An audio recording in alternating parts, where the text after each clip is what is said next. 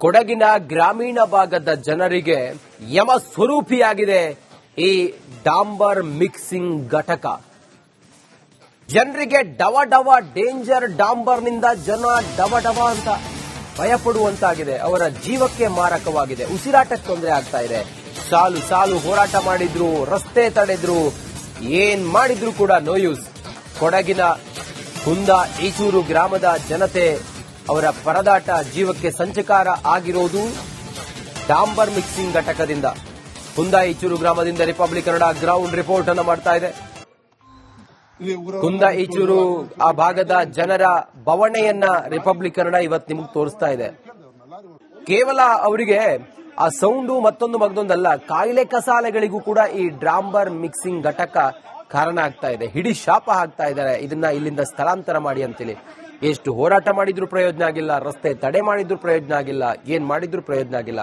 ಆ ಡಾಂಬರ್ ಮಿಕ್ಸಿಂಗ್ ಘಟಕದಿಂದ ಹೊರಹೊಮ್ಮುವಂತ ಆ ಹೊಗೆ ಇತ್ತಲ್ಲ, ಸಹಜವಾಗಿ ನೋಡಿ ಅದಕ್ಕೊಂದು ಮಾಲಿನ್ಯ ನಿಯಂತ್ರಣ ಮಂಡಳಿಯಿಂದ ಒಂದಿಷ್ಟು ರೆಗ್ಯುಲೇಷನ್ಗಳಿರುತ್ತೆ, ರೂಲ್ಸ್ ರೆಗ್ಯುಲೇಷನ್ ಇರುತ್ತೆ.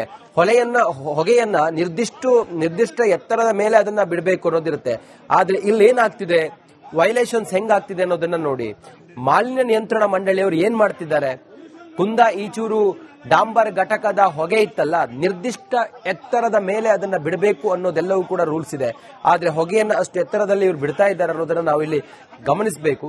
ಅದರ ಜೊತೆಗೆ ಅದರ ಶಬ್ದ, ಡಾಂಬರ್ ಮಿಕ್ಸಿಂಗ್ ಅಂತ ಹೇಳಿದ್ರೆ ಅದರಿಂದ ಹೊರಹೊಮ್ಮುವಂತ ಶಬ್ದ, ಮತ್ತೆ ಅದರ ಘಾಟು, ಮತ್ತೆ ಅದೊಂದು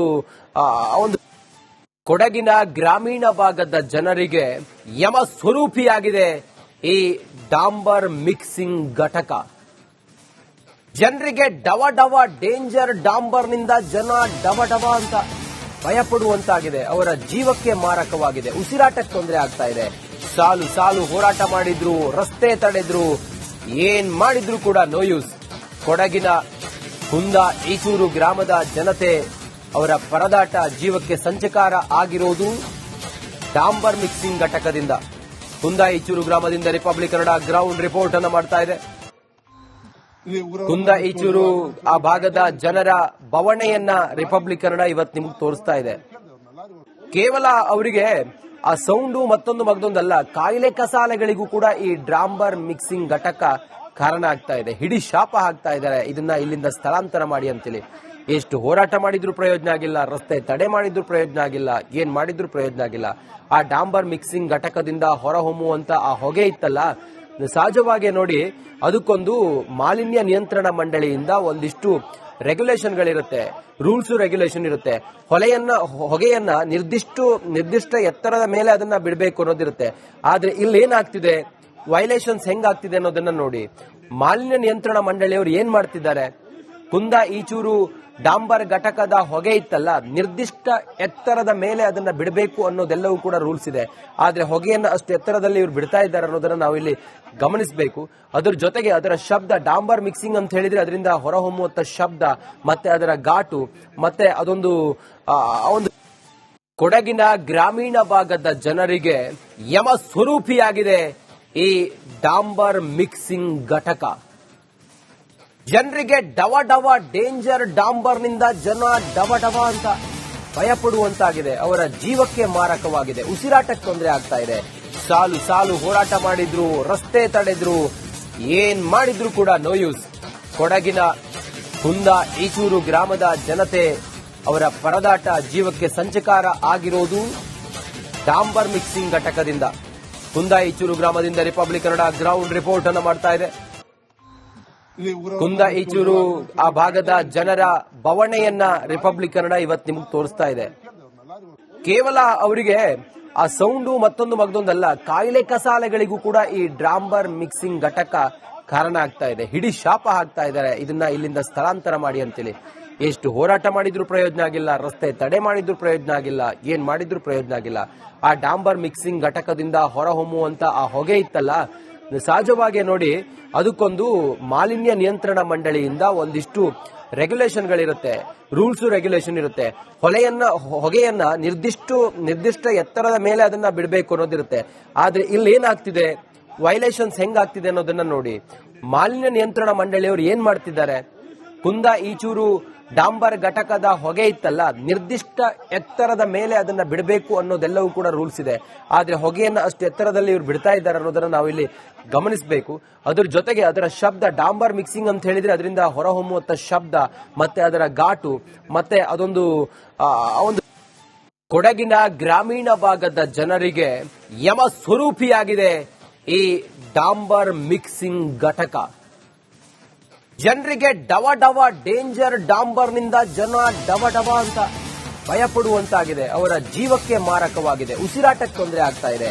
ಸಾಲು ಸಾಲು ಹೋರಾಟ ಮಾಡಿದ್ರು, ರಸ್ತೆ ತಡೆದ್ರು, ಏನ್ ಮಾಡಿದ್ರು ಕೂಡ ನೋ ಯೂಸ್. ಕೊಡಗಿನ ಕುಂದ ಈಚೂರು ಗ್ರಾಮದ ಜನತೆ ಅವರ ಪರದಾಟ ಜೀವಕ್ಕೆ ಸಂಚಕಾರ ಆಗಿರೋದು ಡಾಂಬರ್ ಮಿಕ್ಸಿಂಗ್ ಘಟಕದಿಂದ. ಕುಂದ ಈಚೂರು ಗ್ರಾಮದಿಂದ ರಿಪಬ್ಲಿಕ್ ಕನ್ನಡ ಗ್ರೌಂಡ್ ರಿಪೋರ್ಟ್ ಅನ್ನು ಮಾಡ್ತಾ ಇದೆ. ಕುಂದ ಈಚೂರು ಆ ಭಾಗದ ಜನರ ಬವಣೆಯನ್ನ ರಿಪಬ್ಲಿಕ್ ಕನ್ನಡ ಇವತ್ತು ನಿಮಗೆ ತೋರಿಸ್ತಾ ಇದೆ.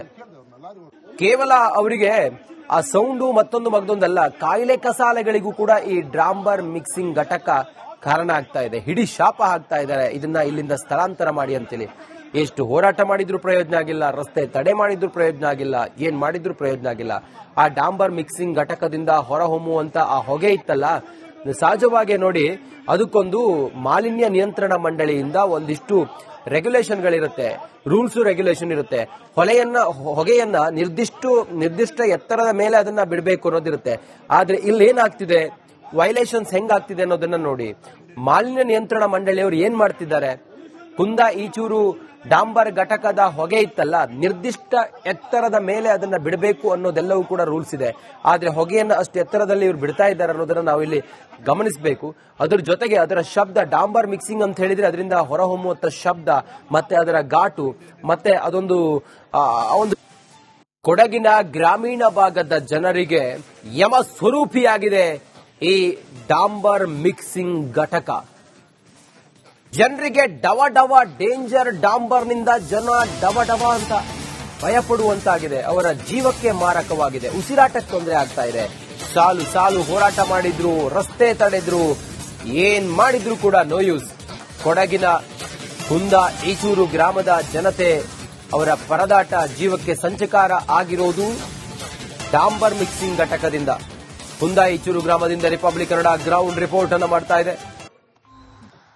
ಕುಂದ ಈಚೂರು ಆ ಭಾಗದ ಜನರ ಬವಣೆಯನ್ನ ರಿಪಬ್ಲಿಕ್ ಕನ್ನಡ ಇವತ್ತು ನಿಮಗೆ ತೋರಿಸ್ತಾ ಇದೆ.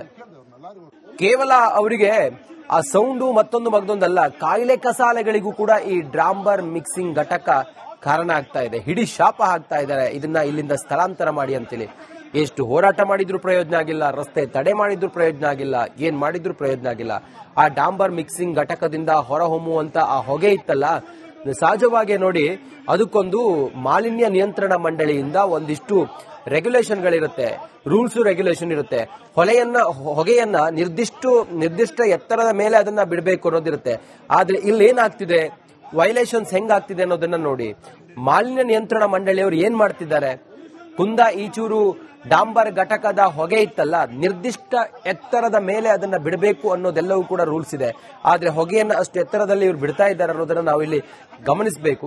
ಅದ್ರ ಜೊತೆಗೆ ಅದರ ಶಬ್ದ, ಡಾಂಬರ್ ಮಿಕ್ಸಿಂಗ್ ಅಂತ ಹೇಳಿದ್ರೆ ಅದರಿಂದ ಹೊರಹೊಮ್ಮುವಂತ ಶಬ್ದ ಮತ್ತೆ ಅದರ ಘಾಟು ಮತ್ತೆ ಅದೊಂದು